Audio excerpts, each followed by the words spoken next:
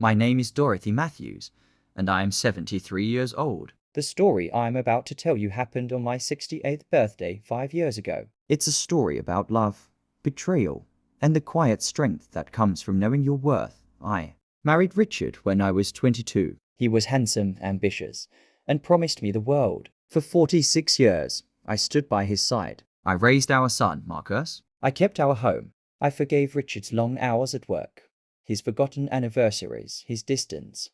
What I didn't know was that for the last 15 years of our marriage, Richard had been sharing his life with someone else. Her name was Patricia. She was younger, polished, and worked at his company. While I cooked his favorite meals and pressed his shirts, he was building a second life I knew nothing about. My daughter-in-law, Jennifer, knew. She'd seen them together at a restaurant 2 years before my birthday. She'd kept the secret, thinking it would protect me. But secrets like that don't protect anyone. They just give the betrayal more time to grow. On the morning of my 68th birthday, I woke up feeling empty. Richard had already left for work without a word. No card, no kiss, nothing. I sat at our kitchen table, drinking coffee in the quiet house, wondering when I'd become invisible. That afternoon, Marcus called.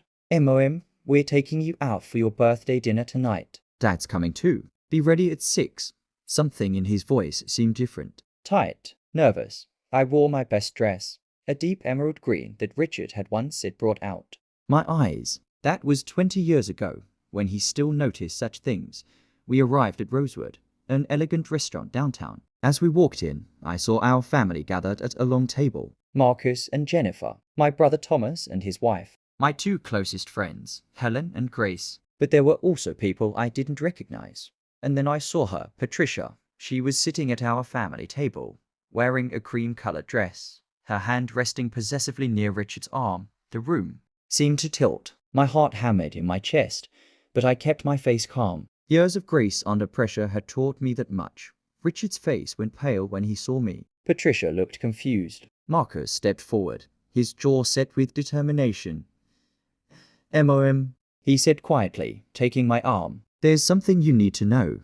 The dinner that followed was unlike anything I could have imagined. Marcus had discovered everything 3 weeks earlier. He'd hired a private investigator after Jennifer finally told him what she'd seen. The investigator found bank statements, hotel receipts, photographs, evidence of a double life that had been hidden in plain sight. My son had planned this dinner as a reckoning. As we sat down, the room fell silent. Every eye was on me. I could feel the weight of their pity, their curiosity, their discomfort. I had a choice in that moment. I could fall apart. I could rage. I could run. Instead, I stood up slowly, smoothing my dress. I looked at Richard first. This man I'd loved for nearly half a century looked small suddenly. Caught, ashamed, for 46 years, I said, my voice steady and clear.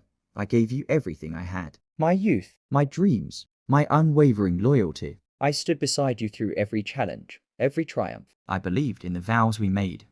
Richard opened his mouth, but I raised my hand gently. "I am not finished." I turned to Patricia. She looked uncomfortable but defiant, her chin raised. "You thought you were getting a prize," I said softly. "A successful man, security, romance. But what you actually got was a man who lies, who deceives, who makes promises he doesn't keep." I know this because I was married to him. Then I looked at my son. Sweet Marcus, who'd orchestrated this entire evening to defend me. His eyes were bright with unshed tears. "Marcus, I need to tell you something your father taught me, though not in the way he intended." I picked up my water glass, my hand perfectly steady. "Your father taught me that I am stronger than I ever knew, that I don't need someone else to define my worth, that at 68 years old, I still have time to build a life that's truly mine." The room was completely silent. I turned back to Richard. "I want a divorce. I want it to be fair and quick. You'll hear from my attorney next week." Then something unexpected happened. My brother Thomas stood up. He walked over to Marcus and put his hand on my son's shoulder. "There's one more thing, Dorothy," Thomas said. "Marcus asked me to look into the company finances. Richard's been using joint accounts to fund his other life. We have documentation. Your attorney will make sure you get everything you're entitled to." Richard's face went from pale to grey, but I felt something surprising. Not victory, not satisfaction, just clarity. I picked up my purse and looked around the table at The people who truly loved me: Helen, Grace, Thomas, Marcus. Jennifer, would you join me for birthday cake at my house? I baked one this morning because I wasn't sure anyone else would remember. As I walked out of that restaurant, I heard Patricia's voice rise in confusion. Richard trying to explain, but their voices faded as the door closed behind me. My real family followed me out into the cool evening air to my house. We ate chocolate cake with vanilla frosting. We laughed. We cried. Marcus held my hand and apologized for keeping the secret even for 3 weeks. You gave me the greatest gift, I told him. You showed me the truth. That's not cruelty. That's love.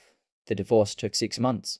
I got the house, half of everything, and my dignity intact. Richard married Patricia a year later. I heard through mutual friends that she was already complaining about his long absences and emotional distance. As for me, I discovered something wonderful. At 68, life was just beginning. I started painting again, something I'd abandoned when I got married. I traveled to Italy with Helen and Grace. I volunteered at a literacy center, teaching adults to read. I learned that my worth had never been tied to Richard at all. On my 69th birthday, Marcus and Jennifer threw me a party. Just family and dear friends. No drama, no betrayal, just love. Marcus gave me a small jewelry box. Inside was a delicate gold necklace with a single charm, a phoenix rising. Because you rose from the ashes, MOM, he said. I wear it every day. Now at 73, I look back on that birthday dinner and I feel grateful. Grateful that the truth came out. Grateful for a son brave enough to defend me. Grateful that I found the strength to walk away with grace. They say revenge is a dish best served cold. But I learned something different. The best revenge isn't revenge at all. It's living well. It's discovering that you're enough, all by yourself. It's building a life so full of joy and purpose that the person who betrayed you becomes irrelevant.